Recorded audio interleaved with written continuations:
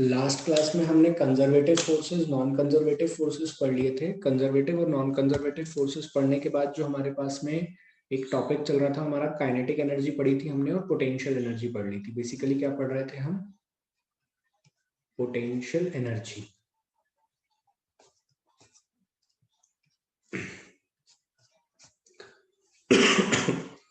ठीक है, तो सर अगर आप पोटेंशियल एनर्जी पढ़ा रहे थे तो पोटेंशियल एनर्जी में आपने क्या क्या पढ़ा दिया था? पोटेंशियल एनर्जी की मैंने बेसिक डेफिनेशन डिस्कस करी थी कि पोटेंशियल एनर्जी क्या होती है। तो पोटेंशियल एनर्जी मैंने बताई थी, इट इज दी, क्या ये mgh होती है? बिल्कुल नहीं। इट इज दी एनर्जी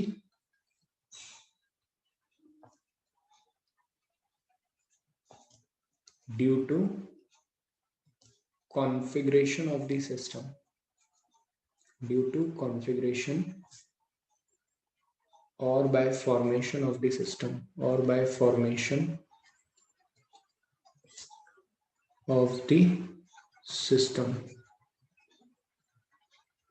किसी भी सिस्टम को बनाने में लगने वाली एनर्जी, किसी भी सिस्टम को, मान लीजिए जैसे कि तुम्हारे सामने एक स्प्रिंग का अपन एग्जांपल लेते हैं। ये एक स्प्रिंग है। थोड़ी देर बाद तुमने देखा कि ये स्प्रिंग को मैं खींच के यहां तक ले आया, m मास k।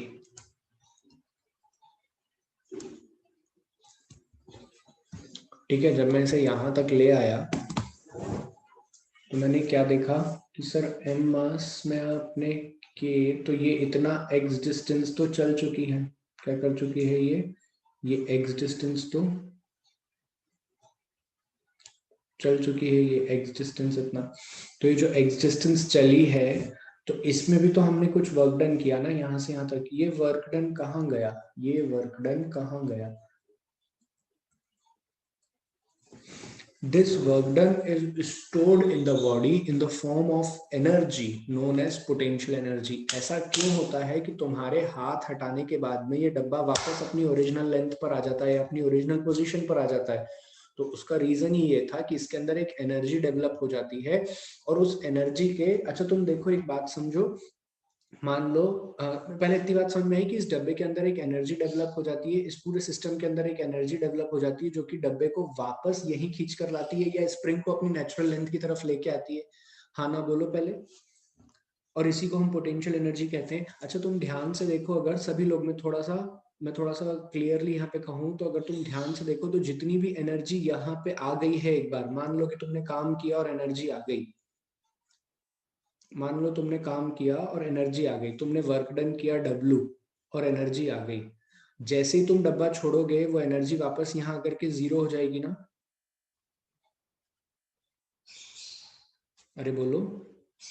जैसे ही तुम डब्बा छोड़ोगे वो वापस एनर्जी आके जीरो हो जाएगी ना, या जो इनिशियल वैल्यू थी उस पे आ जाएगी। मान लो यहाँ पे इनिशियल एनर्जी थी UI और यहाँ पे फाइनल एनर्जी थी UF। तो W वर्क डन का मतलब क्या था? W वर्क डन का मतलब क्या था? W वर्क डन का मतलब था ये तुमने यहां से यहां तक के लिए किया है, तो U final minus U initial. और अगर तुम ध्यान से देखो तो ये नेगेटिव आ रहा है ना answer. Work done is negative times of delta U। अब समझ में आई क्या ये बात? On the expense of the energy stored. अब body on the expense of the energy stored यहां आने की कोशिश करेगी। तो जितना भी काम बॉडी खुद कर रही है वो कब कर रही है? बॉडी अपनी इनिशियल पोजीशन पर आने में या अपनी ओरिजिनल पोजीशन में आने में जो काम कर रही है वो कब तक करेगी? जब तक उसका वर्क डन, जब तक उसकी अपनी इनिशियल एनर्जी पे नहीं आ जाती। इसके लिए जो वर्क डन होगा that will B negative times of change in internal energy या चेंज इन पोटेंशियल एनर्जी बोलो। तो हम कहते हैं, इतनी बात आई कि नहीं समझ में? पहले ये बोलो, नहीं तो मैं फिर से एक्सप्लेन करूं।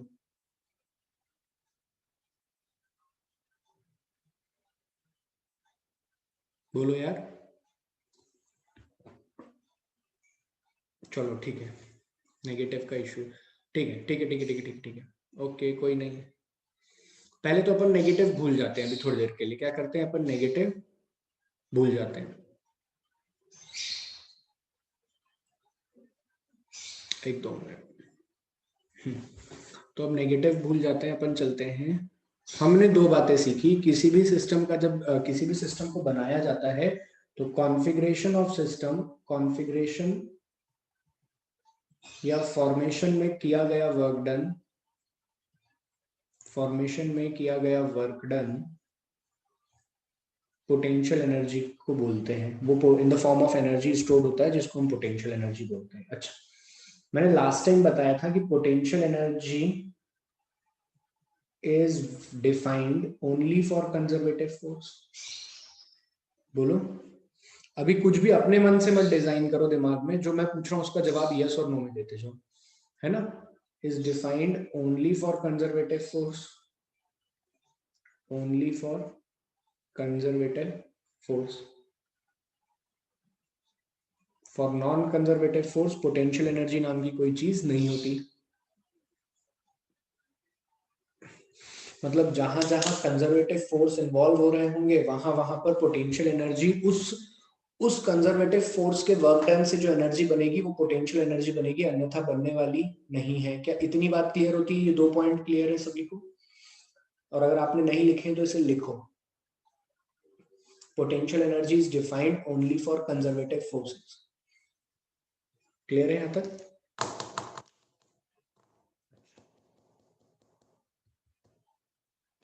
अब बेसिकली ना, जब हम ऐसा पढ़ते हैं, हम we generally assume we generally assume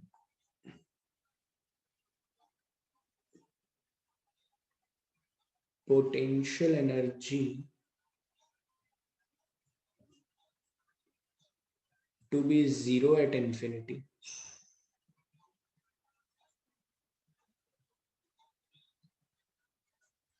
ठीक है, इन्फिनिटी पे पोटेंशियल एनर्जी क्या मानते हैं हम? जीरो। अच्छा, देखो इधर देखो,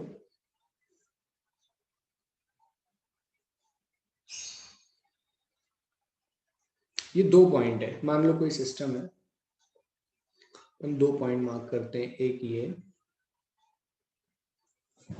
पॉइंट नंबर ए और पॉइंट नंबर बी। ठीक है, ये दो पॉइंट है अपने। इन दोनों पॉइंट को अगर हम ध्यान से देखें, यहाँ पे एक आदमी ने कहा कि पोटेंशियल एनर्जी है 30 जूल की, और यहाँ आते आते हो जाएगी 15 जूल।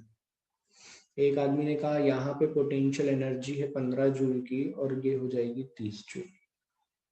ठीक है, मैन वन, ये टू और ये one.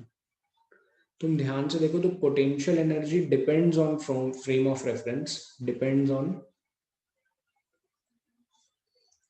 On frame of reference, frame of reference. लेकिन बेटा अगर तुम बहुत ध्यान से ऑब्जर्व करोगे तो चेंज इन पोटेंशियल एनर्जी दोनों केस में 15 का ही है। चेंज इन पोटेंशियल एनर्जी दोनों केस में 15 का ही है। तो यहाँ पे लिखोगे but change in potential energy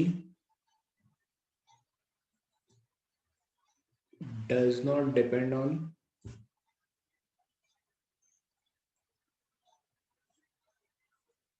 frame of reference।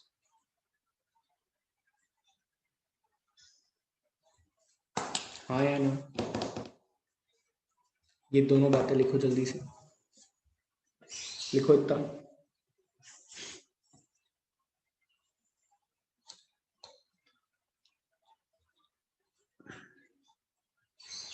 इसके और भी एग्जाम्पल है जिससे कि हम समझ सकते हैं।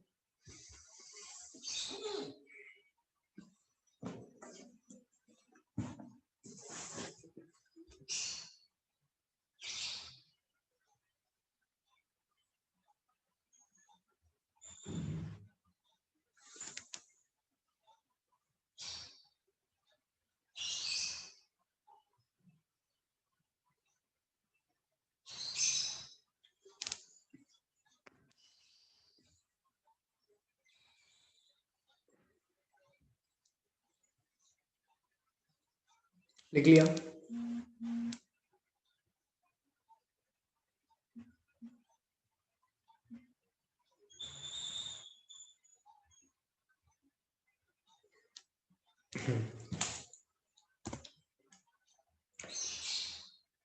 अब इधर देखना है ना, बार बार मैं बार बार नहीं एक्सप्लेन करूंगा।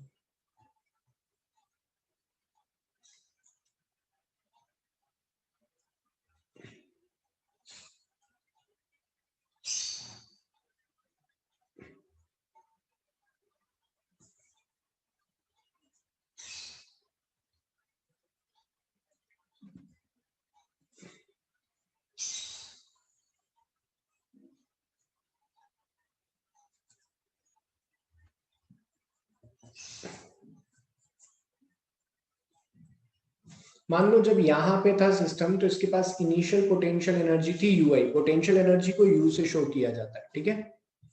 जब सिस्टम यहाँ आ गया तो इसके पास फाइनल पोटेंशियल एनर्जी हो गई यूएफ, ठीक है। इतना समझ में आया, इनिशियल पोटेंशियल एनर्जी यूआई और फाइनल हो गई यूएफ। यहाँ तक कोई दिक्कत नहीं।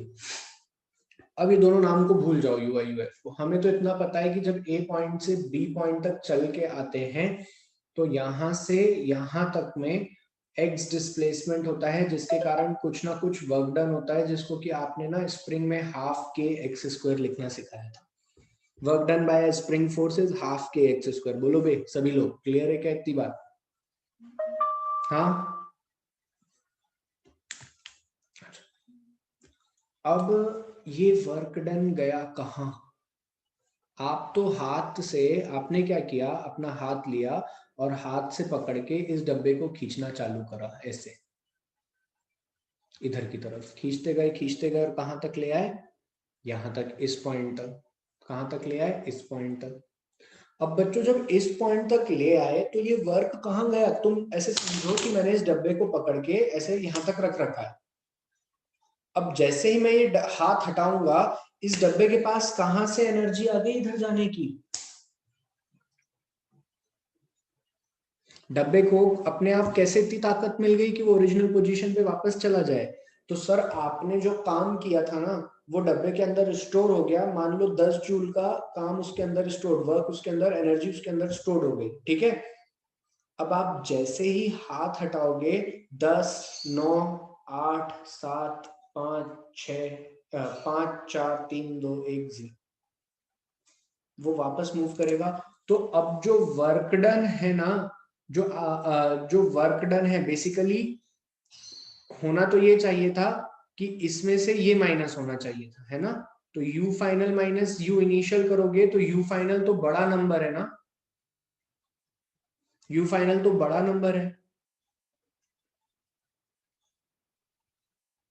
हाँ एग्जैक्ट सेम मूव करेंगे। मैं क्या बोल रहा हूँ, मैं उल्टा बोल गया।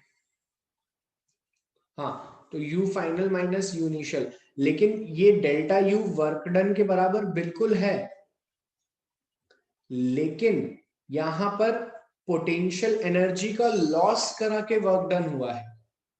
जब पोटेंशियल एनर्जी कम होती गई जैसे जैसे यहाँ पे, वैसे वैसे work done by the system perform होता गया। बोलो यार। तो जो वर्क डन है, वर्क डन और पोटेंशियल एनर्जी के बीच में एक रिलेशन दिख रहा है ना हमको, and that relation is nothing, it is the बोलो, it is the work done is on the expense of potential energy. बहुत किताबों में डायरेक्ट ऐसा लिख देते हैं कि let us define potential energy delta U is equals to minus times of F D R. तुम कहो तो मैं ऐसे भी याद करवा दूं तुम्हें। हाँ सौम्य बिल्कुल। अब आई क्या बात समझ में? ऐसे याद करना चाहो तो ऐसे भी कर लो कि it is defined like this only. मैं वो डेफिनेशन ही थोड़ी सी समझाने की कोशिश कर रहा हूं। बोलो, क्लियर है सभी को? तो यहां पर हम लिखेंगे, अच्छा अगर क्लियर है तो ये कौन से फोर्स के लिए पॉसिबल है? यहाँ पे जो भी आपने लिखा था स्टेटमेंट, ये जो आपने भी स्टेटमेंट लिखा था, ये कौन से फोर्स के लिए पॉसिबल है? अरे अभी लिखा था ना मैंने, work done is equals to, sorry, potential energy is equals to F dot D R, change in potential. ये किसके लिए पॉसिबल है? It is valid only for conservative force. तो हम यहाँ से एक डेफिनेशन बना के लिखते हैं ना, therefore in case of in case of conservative forces, conservative force field, मैं सबका मतलब समझा रहा हूं, conservative force field, conservative force field negative of the, या मैं कहूं potential energy, change in potential energy equals to negative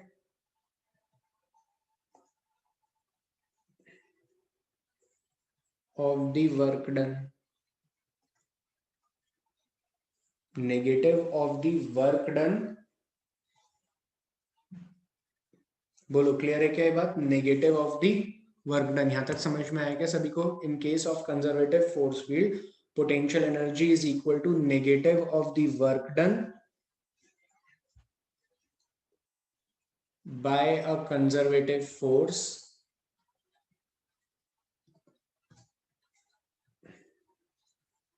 in moving a body, in moving a body from one position to another. Clear हुई क्या बात? तो यहां से हम क्या लिखेंगे, integration of D U is equals to minus times of F dot D R vector,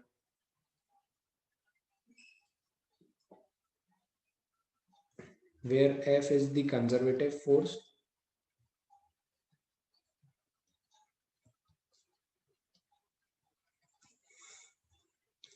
R is the displacement vector,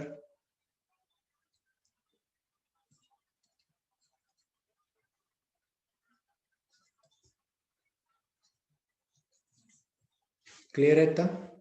हर किसी को बोलो यार, delta U equals to minus W.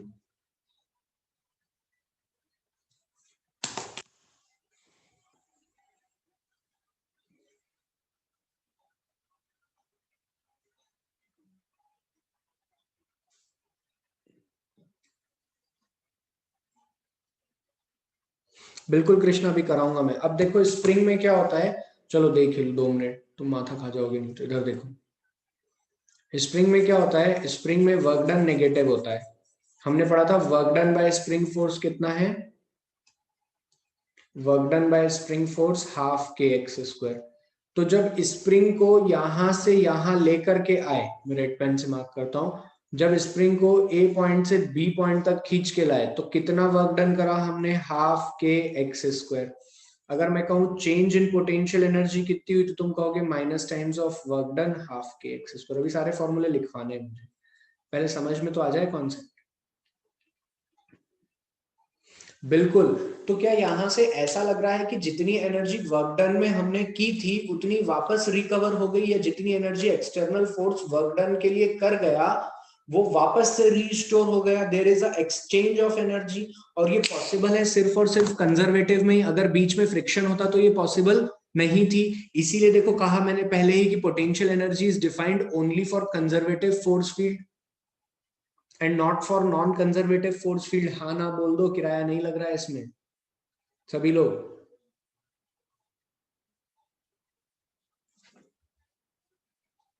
लिखो, ये मत लिखना, ये मैं लिखवाऊंगा सब, है ना, एक एक हेडिंग करके लिखवाऊंगा, पहले ये लिखो तुम लोग, ये इंपॉर्टेंट है।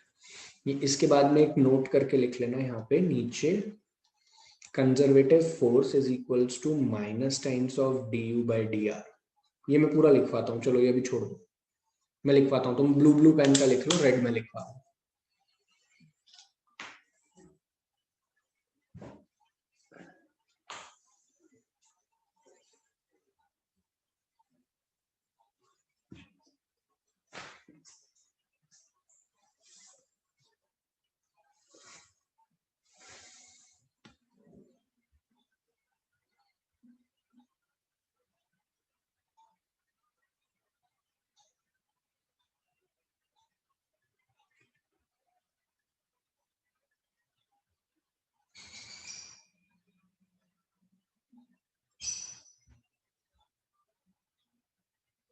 इसमें नेगेटिव साइन क्या डिनोट कर रहा है बेटा? मैंने बताया ना कि जो कार्य, देख इधर देख,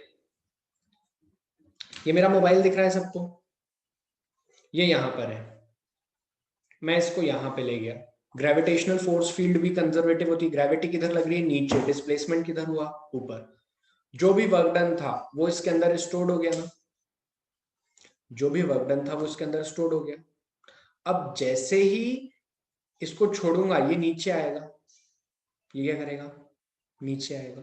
तो इसको नीचे कौन खींच रहा है? किसने ये एनर्जी दी इसको नीचे आने के लिए?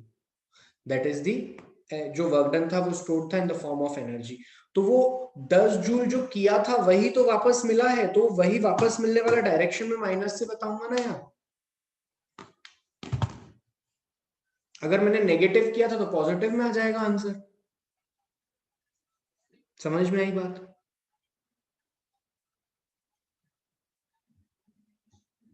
प्रांशु,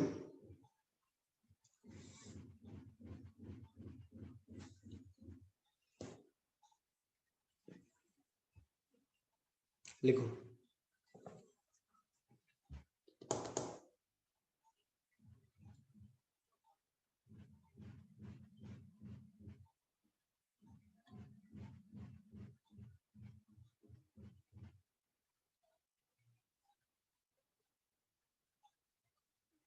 हाँ तो अब देखो, क्या पोटेंशियल एनर्जी mgh होती है? जी नहीं, बिल्कुल नहीं। पोटेंशियल एनर्जी तो एक एनर्जी होती है जो कि किसी भी सिस्टम की हो सकती है, डिपेंड करता है कि किस कंजर्वेटिव फोर्स में काम हो रहा है। हाँ या ना बोलो, तुम्हें ही जवाब देना है। आज के बाद कभी ऐसा तो नहीं कहोगे पोटेंशियल एनर्जी अरे वो तो mgh होती है, नहीं, बिल्कुल नहीं। आप बोलोगे पोटेंशियल एनर्जी वो एनर्जी होती है जो कि सिस्टम के डेवलप होते टाइम या बनते टाइम बॉडी के अंदर स्टोर्ड होती है, लेकिन वो एक ही फोर्स की मदद से स्टोर्ड हो सकती है, बस उस बॉडी के बनने के दौरान फोर्स कंजर्वेटिव होना चाहिए। अगर फोर्स कंजर्वेटिव नहीं हुए तो स्टोर्ड होने वाली नहीं। ये क्लियर हुआ? अब कंजर्वेटिव कौन कौन से हैं? ग्रेविटी, इलेक्ट्रोस्टैटिक्स, स्प्रिंग फोर्स, ये तीन चार ऐसे जो तुमने देखे हुए, इसलिए मैं बार बार इनके नाम ले रहा हूँ। बोलो, क्लियर है क्या? हाँ कृष्णा, बिल्कुल। अच्छा, अगर तो अभी अपन ये नोट कंटिन्यू करें पहले, फिर आगे चलते हैं ना। तो sir, F conservative is equals to minus D U by D R, पर डी आर तो हमारा डी आर वेक्टर होता है D X I cap D Y J cap plus D Z K cap. तो F conservative force field vector equals to delta by D R को ऐसे लिखते हैं आई कैप, माइनस तो अपन एक साथ ही बाहर ले लेते हैं,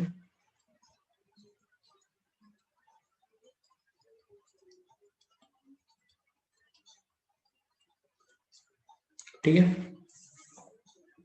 क्लियर हुआ इतना? ये दोनों पॉइंट लिखो, एक वन लिखो बेटा इतना। अच्छा, हम बेसिकली क्या पढ़ने में ज्यादा इंटरेस्टेड है, पोटेंशियल एनर्जी या चेंज इन पोटेंशियल एनर्जी? बताओ।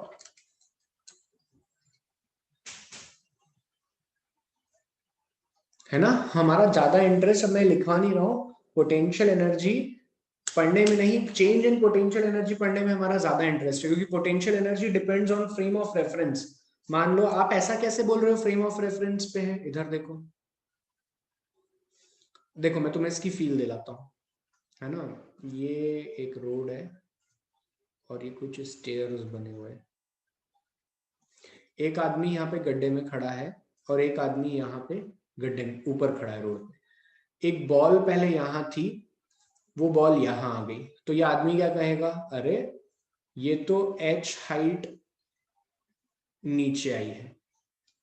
अच्छा, तो ये क्या कहेगा? मैं तो h1 नीचे, h1 ऊपर है, और ये टोटल डिस्टेंस कितना हो जाएगा? है ना? तुम दोनों का डिफरेंस निकालो, इसके हिसाब से कितनी नीचे आई है, इसके हिसाब से बॉल की जो इसके रिस्पेक्ट में देखोगे तो बॉल की हाइट कितनी ऊपर है? h plus h1। और इसके रिस्पेक्ट में देखोगे तो बॉल की हाइट कितनी ऊपर है? h। बोलो। लेकिन चेंज कितने का हुआ है, चेंज देख लो, चेंज कितने का हुआ है बेटा, एच का, और वो दोनों में सेम है, कहीं से भी देख लो। अरे यार, आई ना बात समझ में। तो वी आर मोर इंटरेस्टेड, वैसे ही यहां पर अगर फाइनल पोटेंशियल एनर्जी यूएफ है और यहाँ पे यू आई है और यहाँ पे यू नॉट है, ठीक है, तो जो चेंज है that will be remain same, that won't change. Clear हुई बात?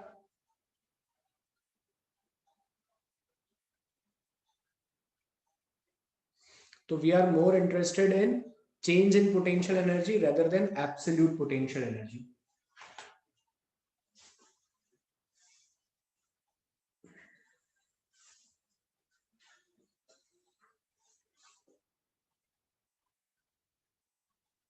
चलो लिख लो इतना फटाफट।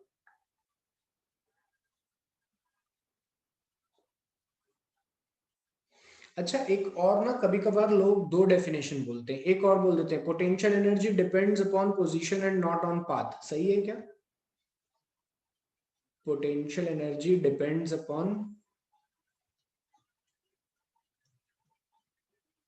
Position and not on path, क्या सही है? बिल्कुल सही है सर, यही तो कंजर्वेटिव की डेफिनेशन होती है। Work done in a conservative force field depends not only on the position and not on the path, इसी पे तो, और इसी के बिहाफ पे तो हमने पोटेंशियल एनर्जी डिफाइन करी है।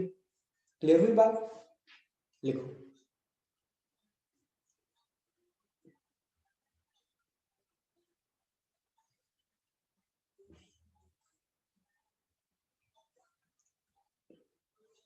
लिख लिया क्या?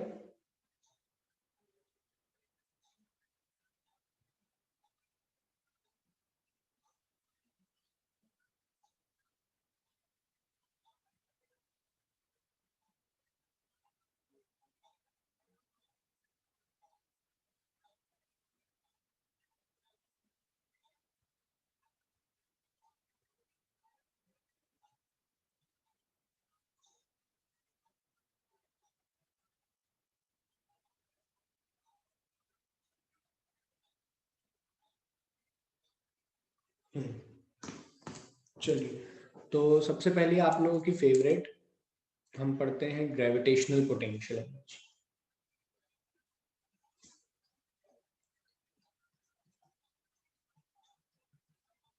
ग्रेविटेशनल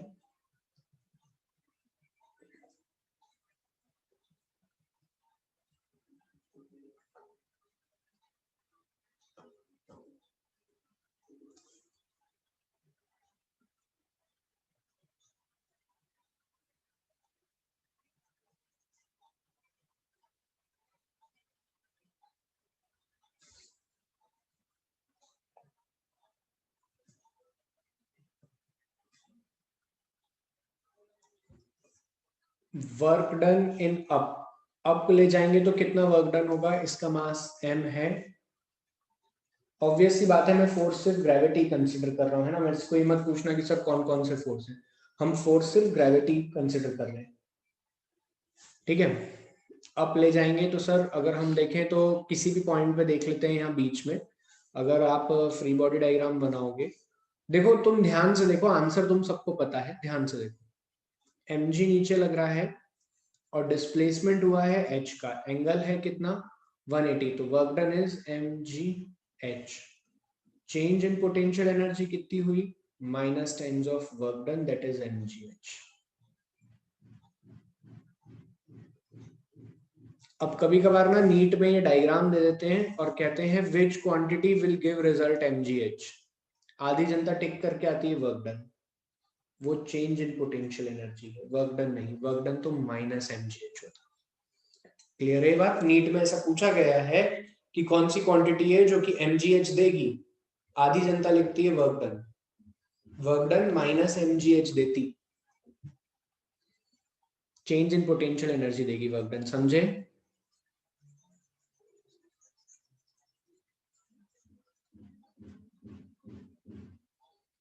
अच्छा, वर्क डन इन डाउन, अगर मान लो नीचे लेकर के आते तो कितना होता, डाउनवर्ड्स, डाउनवर्ड्स मोशन में,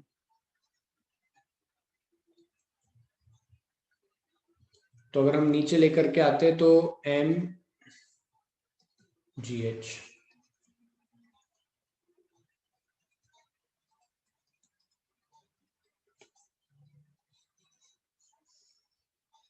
देखो पोटेंशियल एनर्जी की value, sorry minus times of work done is delta time, sorry potential energy की वैल्यू नेगेटिव आ रही है, it means it is decreasing. तो नीचे आते आते पोटेंशियल एनर्जी कैसी हो रही है, डिक्रीजिंग, और होना भी चाहिए क्योंकि बॉडी हमेशा स्टेबिलिटी चाहती है। आगे जाके मैं कॉन्सेप्ट ऑफ स्टेबिलिटी पढ़ाऊंगा तो वहां पे तुम्हें प्रूव करूंगा कि जहां पर मिनिमम पोटेंशियल एनर्जी होती है वहीं पर स्टेबिलिटी मिलती है। तो जैसे जैसे पोटेंशियल एनर्जी कम होती जाएगी, मिनिमम होती जाएगी, क्या होगा, बॉडी की स्टेबिलिटी आती जाएगी। तुमने कहीं कहीं केमिस्ट्री में भी सुना है, बोलो भाई, क्लियर है? So gravitational potential energy is mgh। Clear हुई बात?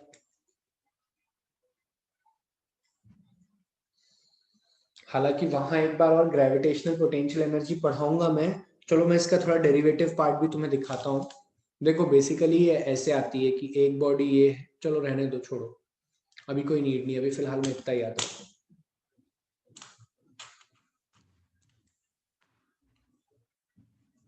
इतना लिखो सभी लोग।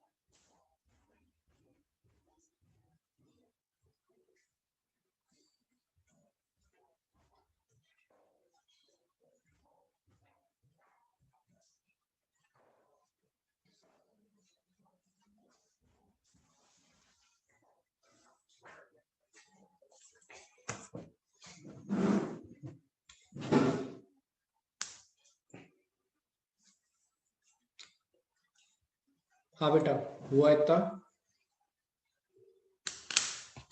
चलिए और आगे चलते हैं इसी में।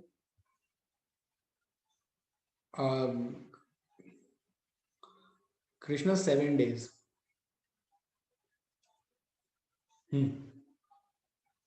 फिर आता है वर्क डन बाय स्प्रिंग, क्या आता है?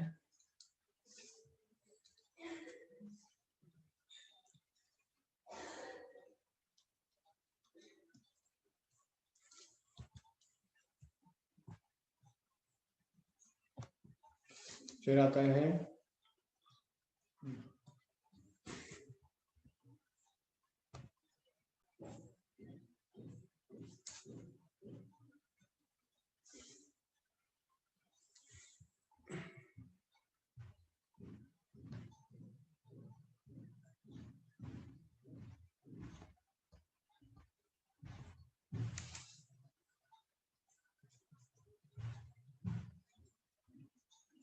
Work done bye spring force, sorry kinetic, हम तो पोटेंशियल एनर्जी देख रहे हैं ना, potential energy by of A spring force.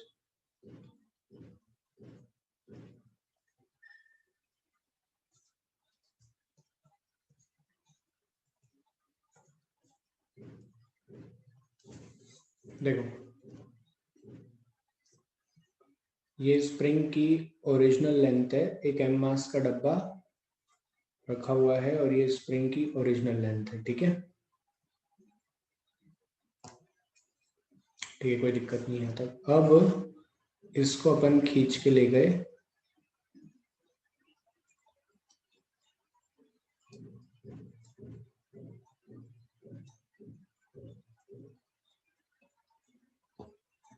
ठीक है? यहां से यहां तक डिस्प्लेसमेंट कितना हुआ? x work done half k x square. Change in potential energy is minus times of work done.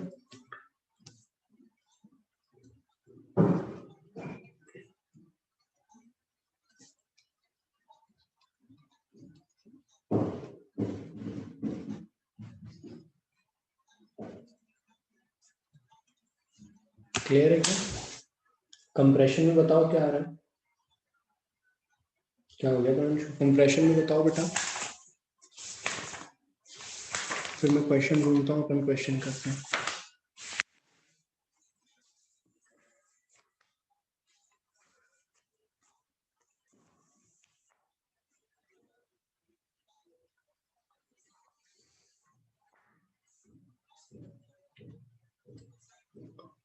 मैंने क्या लिखवाया वर्क डन, एक बार बता रहा मुझे ध्यान नहीं। क्या डिराइव करवाया था उस टाइम क्लास में, बताओ।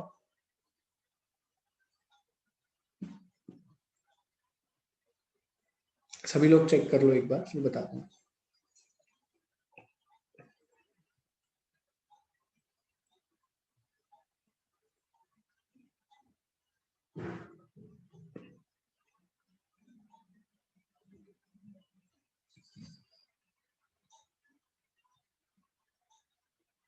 तो अब सही है।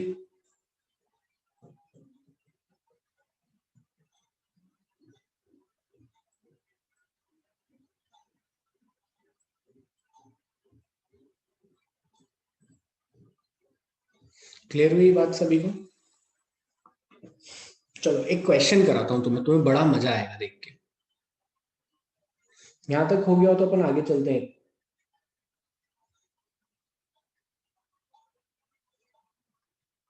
हो गया इतना?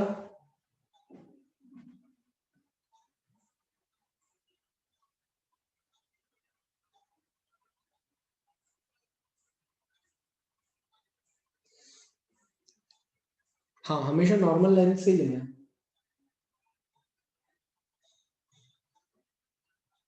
अच्छा फ्रेंच, ठीक है, चलिए। हाँ, सब कुछ नॉर्मल लेंथ से डिफाइंड है, सारा कुछ है ना। कहाँ से डिफाइंड है? नॉर्मल लेंथ से। X is from normal length. Normal नहीं, नेचुरल लेंथ बोलते हैं ज्यादा क्लियरली तो।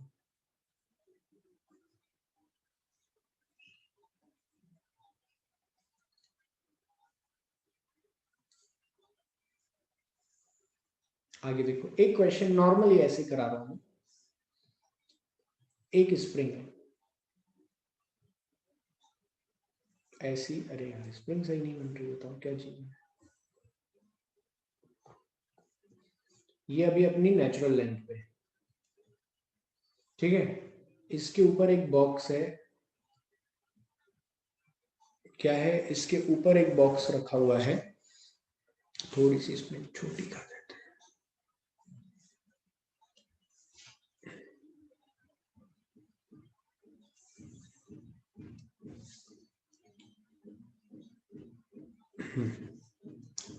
This is the natural length of the spring.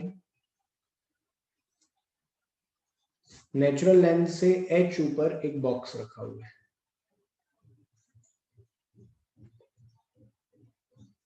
N मास का, ठीक है। चलिए जरा सभी लोग इनिशियल और फाइनल पोटेंशियल एनर्जी लिखिए, अगर ब्लॉक छोड़ दिया जाए तो। If a block is released, और ब्लॉक इस पे आके रुक जाता है ना, ऐसा नहीं कि नीचे गिर गया सर नाचता रहेगा, नहीं। ब्लॉक आया, इसके ऊपर आकर रुक गया, क्या होगा, और आपको पोटेंशियल एनर्जी लिखनी है पूरी, दोनों की कंबाइंड। लिखो लिखो लिखो, कुछ सीखने को मिलेगा।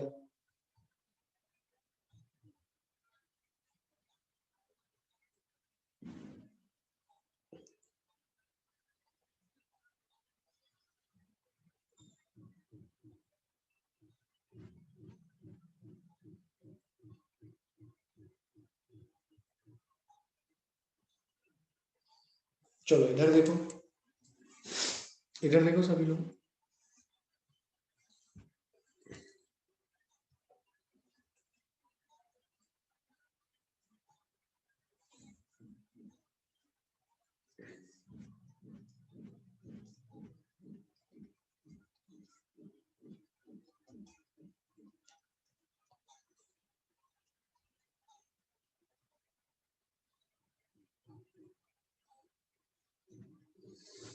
अभी ये सिस्टम को अपन इसको मान लेते हैं 0 पे।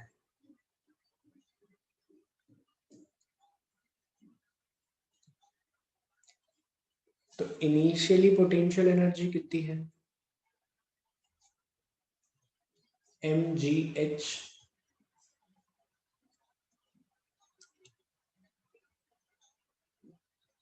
जमीन से ऊपर है तो पोटेंशियल एनर्जी कितनी है, mgh।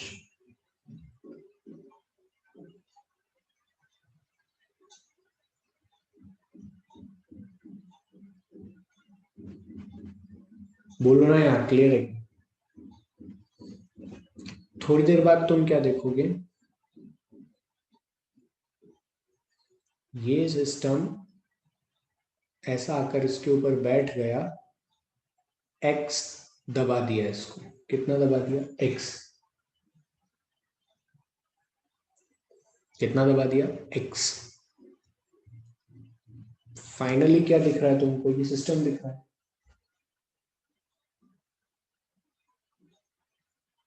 फाइनली तुम्हें ये सिस्टम दिख रहा है। अब सिचुएशन क्या है,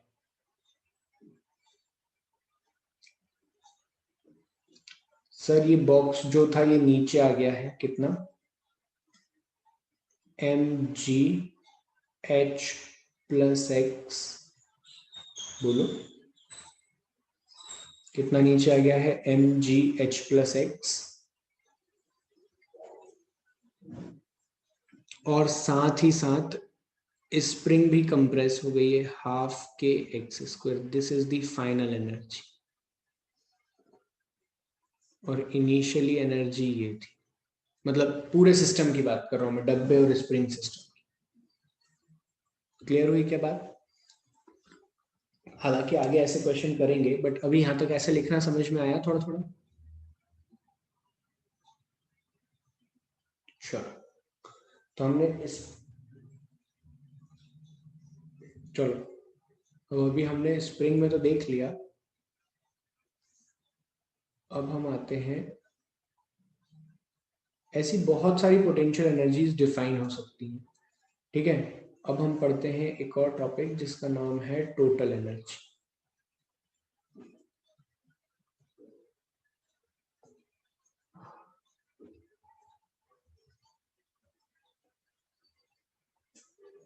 हाँ बिल्कुल, नेगेटिव पॉजिटिव अभी अपन देख लेंगे। अभी total energy, sum of kinetic energy and potential energy.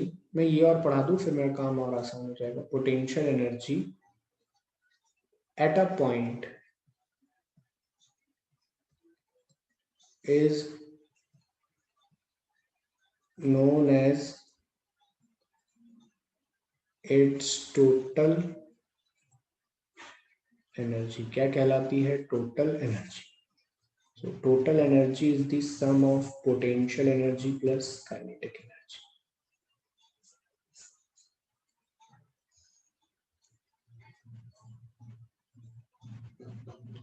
हाँ कृष्णा, बिल्कुल क्लियर हुई क्या बात, अच्छे से समझ में आया।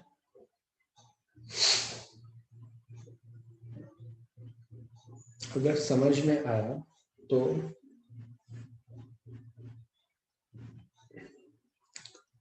एक काम करो,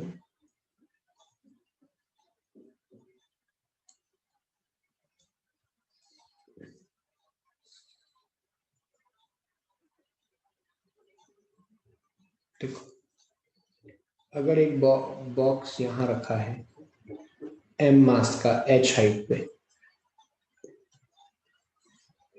और यहाँ नीचे आते आते उसकी वेलोसिटी हो जाए v, m मास के डब्बे की।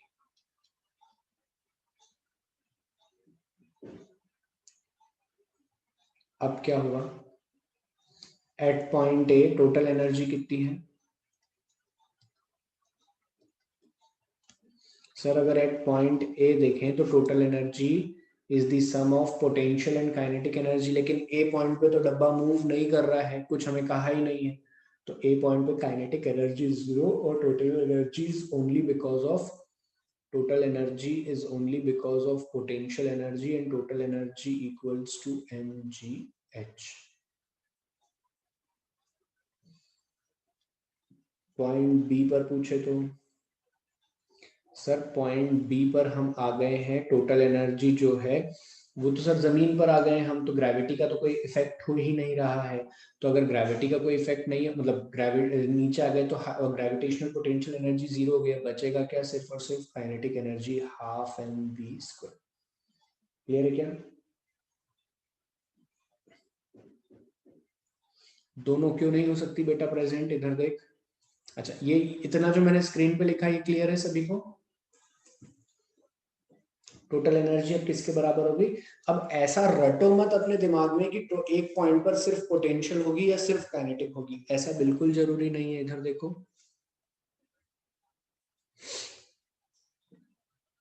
हाँ मिड में ले लो, चलो ये भी अच्छी बात है, मिड में ही ले लेते हैं यहीं पे।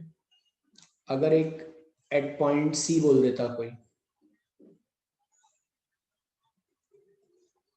कि सी पॉइंट जो कि जमीन से h1 हाइट पे है, तो h1 हाइट पे जो टोटल एनर्जी होती वो कितनी होती? Potential plus kinetic. अब ये जमीन से भी ऊपर है और चल भी रहा होगा सर, तो यहाँ पर हम लिखते हैं h1 height mgh1 plus half m, कुछ v नॉट वेलोसिटी से होता तो v नॉट का स्क्वायर। अब ये टोटल एनर्जी कितनी हो जाती? इतनी।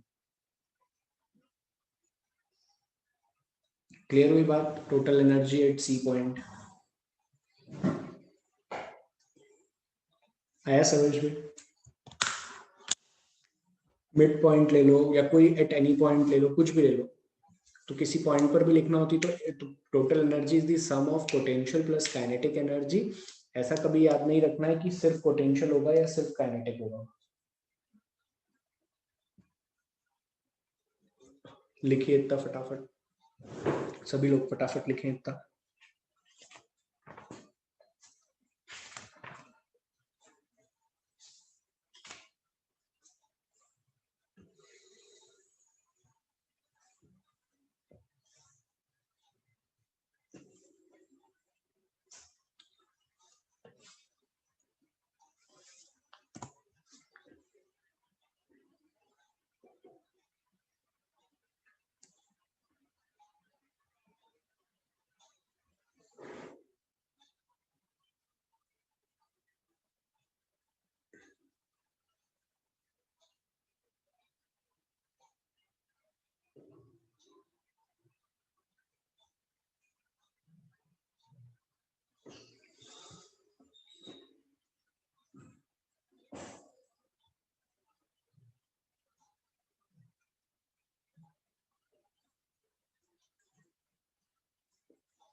हो गया क्या बेटा इतना?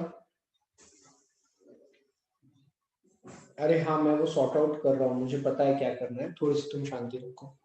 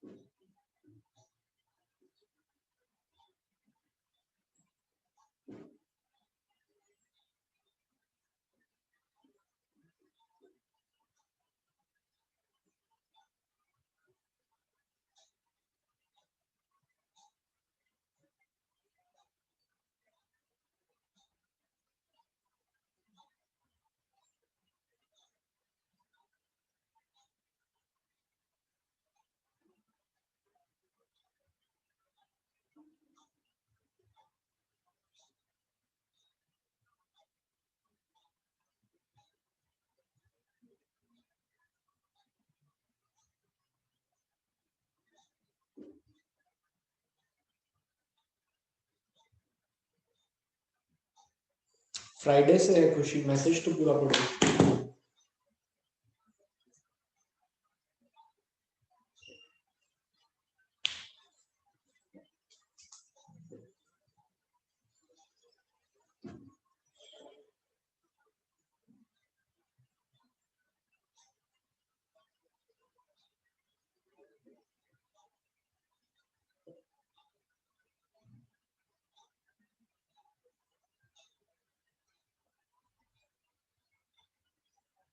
चलो एक और चीज देखो, सभी लोग एक और चीज देखो।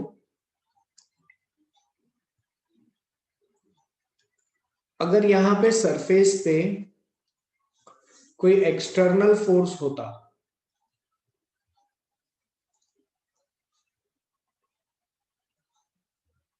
सरफेस पे कोई एक्सटर्नल फोर्स होता, या ऐसे नोट लिखो, या फ्रिक्शन होता मान लो,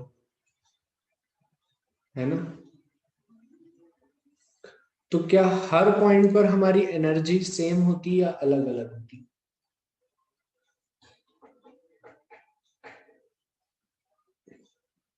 बताओ। हम बचपन, since we know energy is conserve,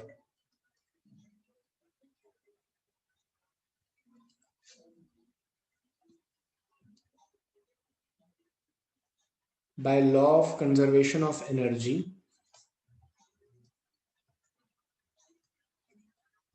law of conservation of energy, आप अगर अभी देखोगे, if there is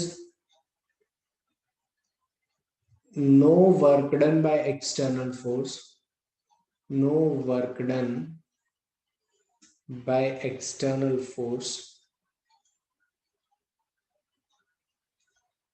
and no work done by internal non conservative force, मतलब friction, internal non conservative force, then total energy will remain conserved, will remain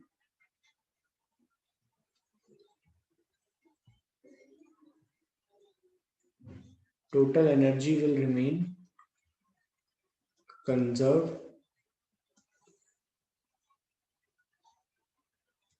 clear हुई क्या बात? Conserve मतलब same, इसका मतलब हुआ total energy at point A must be equal to total energy at point B must be equal to total energy at point C. Clear है? अगर ऐसा हो रहा है तो इसका मतलब क्या होगा, total energy at point A कितनी थी, M G H, and total energy at point B कितनी थी, half M V square, M cut गया, 2gh/√v। याद करो तुमने काइनेमेटिक्स में इक्वेशन लगा लगा कर पढ़ा था, v square u square 2gh, initial velocity 0 तो v बराबर √2gh। किसी भी हाइट से बॉडी को नीचे आने पे h हाइट पे वेलोसिटी, इंक्लाइन प्लेन्स पे भी जब हम न्यूमेरिकल कर रहे थे एनएलएम में तो v ऐसे निकालते थे। लेकिन वर्क पावर एनर्जी से अगर किसी ने काइनेमेटिक्स नहीं पढ़ा हो तो भी उसका काम हो जाएगा, क्योंकि उसने एनर्जी कंजर्व कर दी है दोनों पॉइंट पे। अरे हाँ ना बोलो। और जब तुम मैग्नीट्यूड वाइज टोटल एनर्जी ए और बी पे निकालोगे, तुम देखोगे सी पर भी वो वही आ रही है, वो अलग नहीं है। इसकी मदद से हम बहुत सारे न्यूमेरिकल कर सकते हैं, इसकी मदद से हम बहुत सारे न्यूमेरिकल कर सकते हैं, जैसे कि कौन सा, ये लास्ट वाला देखो। अब इस सिस्टम को मैं थोड़ा सा स्मार्ट बना देता हूँ। कैसे बनाओगे सर आप स्मार्ट? देखो इधर देख बेटा, ये टर्म हटा दो, इस पूरे में इन दोनों के लिए टोटल एनर्जी कितनी है, स्प्रिंग की तो पोटेंशियल एनर्जी, एक 2 मिनट रुक जाओ ब्रांच, स्प्रिंग की तो पोटेंशियल एनर्जी 0, टोटल एनर्जी हो गई सिर्फ और सिर्फ mgh, ये जमीन से ऊपर है। इस पूरे सिस्टम की टोटल एनर्जी कितनी हो गई, तो सर ये जो डब्बा है ना, ये mgh नीचे आ गया, कितना नीचे आ गया, mgh बोलो प्लस x,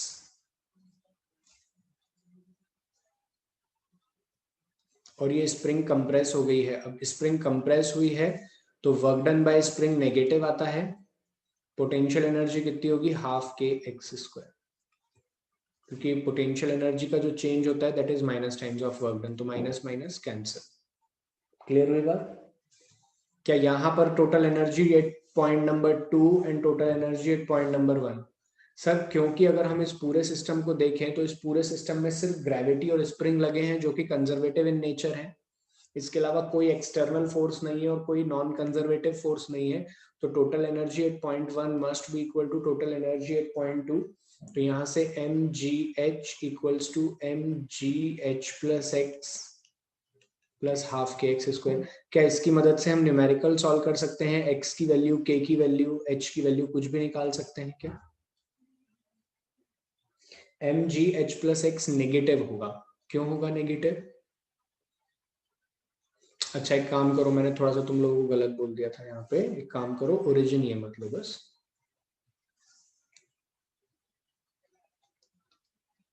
इस पॉइंट को ले लो ओरिजिन, ठीक है।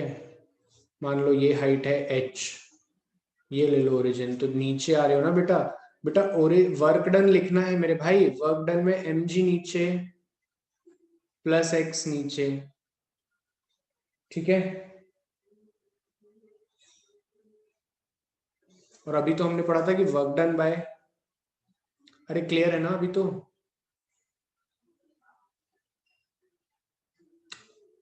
क्या ऐसे इक्वेशन का यूज करके हम क्वेश्चन सॉल्व कर सकते हैं? चलिए लिखिए, पहले इतना लिखिए आप लोग, फिर अभी हम क्वेश्चन में प्रैक्टिस करेंगे तो और क्लियर हो जाएगा, ठीक है। इतना लिखो, फिर क्वेश्चन में प्रैक्टिस करेंगे तो और क्लियर हो जाएगा। कल की क्लास में जब मैं क्वेश्चन में प्रैक्टिस कराऊंगा तो और क्लियर हो जाएगा। पहले लिख लो, राइट अप नहीं छूटना चाहिए। अभी बताता हूँ बेटा मैं वो भी।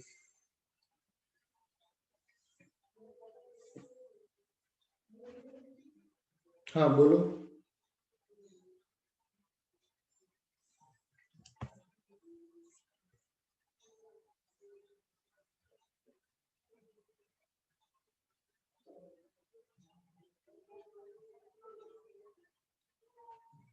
हाँ टोटल एनर्जी या मैकेनिकल एनर्जी फिलहाल में अभी सेम मान लो। मतलब मैंने मैकेनिकल एनर्जी बोल दिया, कभी कभी टोटल एनर्जी बोलते, मेरी आदत है मैं टोटल बोल देता हूँ। तो total energy is sum of kinetic and potential energy फिलहाल में। हाँ बेटा ये लिख लिया सबने? Okay, this is all for today's class. बाकी हम नेक्स्ट क्लास में कंटिन्यू करेंगे।